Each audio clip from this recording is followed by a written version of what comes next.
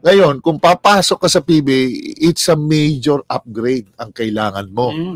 Pagka ganun pinasok mo yung PBA, alam mo naman dyan, pare, kung sino mga nagahari dyan. It's talagang the best of the best, nandun lahat.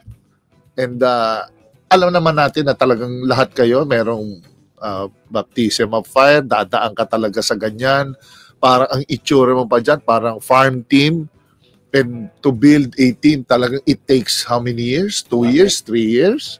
Sabi na, unless you will get a team na lock, stock, and barrel, meron kang core na mga, siguro ilan? 4? 5 na solid. Katulad kami nun sa Pure Foods, nakakuha ka na. Yes. But hindi namin nakuha ang championship sa first year agad. Kasi experience, kailangan mo pa rin. You know, culture ng PBA, kailangan mo pa rin. So, ganun, pare.